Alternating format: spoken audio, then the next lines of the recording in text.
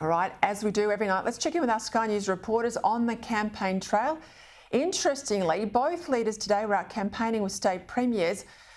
Both the leaders too, the state premiers making their debut on respective campaigns. Andrew Carruthers is in Sydney with the PM and Trudy McIntosh, the opposition leader, as well. They're both in Sydney. I'll start with you, Andrea. You were in Sydney today with the PM. He campaigned with the New South Wales Premier. A bit of a testy exchange on that issue of gender reassignment. I'll come back to that a little bit later in the show. But how did the rest of the day play out?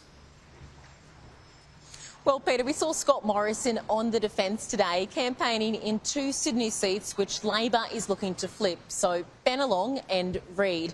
Now, Bennelong, it has the Liberals worried because the City MP, John Alexander, the former tennis champion, he's retiring. And it has only actually flipped to Labor once in the past, back in 2007, when then Prime Minister John Howard lost his seat and the government. So it was here Scott Morrison was out beside the New South Wales Premier for the first time, Dominic Perrottet, pledging $220 million to upgrade a bridge there. Then he also attended a jobs fair in the seat of Reid. So this is the Liberals' most marginal seat in New South Wales. But there was one noticeable absence. MP Fiona Martin, she's a first-term MP, she was nowhere to be seen. So the Prime Minister's office, they claimed that, well, look, she was held up at a pre-polling booth where she was trying to mingle with voters there. But someone more cynical might suggest it had something to do with her views, her stance on the Religious Discrimination Act as well as Sex Discrimination Act bill, rather. So one that she had previously crossed the floor over, defying the government earlier this year. But of course, there was that controversy surrounding Catherine Deves today, which resulted in that testy exchange. And Peter, once again, Scott Morrison, a day he was trying to make up ground. Instead, it was candidate chaos stealing the spotlight. Yeah, I said I'll come back to the gender reassignment issue involving children a little bit later on, but there was a lot of ignorance on display from the journalists there. They don't understand the law. They certainly don't understand precedent in courts. I thought it was pretty embarrassing, but we'll come back to that. Trudy, you were with Anthony Albanese. He was with the Victorian Premier today. We all know that Daniel Andrews is increasingly toxic with voters, but didn't mind the spotlight today.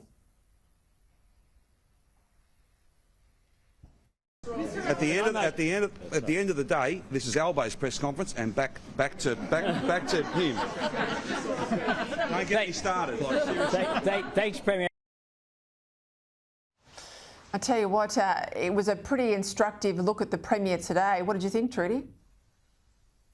Well, it might have been my fault that we had that moment, Peter. We'd had a bit of a Q&A with Anthony Albanese. The Premier's just standing there. I thought, oh, why can't we ask a question to the Premier? So we did that on that comment that Scott Morrison had made today, that Anthony Albanese will be a pushover when it comes to Labor premiers, that he's just going to have to fund all the pet projects around the country that are coming to him from Labor premiers. But the big issue for Labor today is this offhand comment made by Anthony Albanese in that same press conference about wages. He answered a question when it comes to whether he supported a wage increase of at least 5.1%. You could clearly hear the question. He says absolutely and then moves on. He had a few different positions in that press conference. The one-word answer, though, is going to continue to come back to haunt him, though. We've seen the coalition saying this is trying to undermine the independence of the Fair Work Commission. Labor arguing, though, that this shouldn't be seen as controversial for a politician to be saying that workers should be getting more money in their take-home pay than the expenses that they have to fork out for,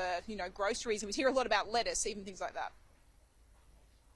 Yeah, Trudy, just on that point, you're right to pick up that it's the Independent Fair Work Commission that sets the minimum wage.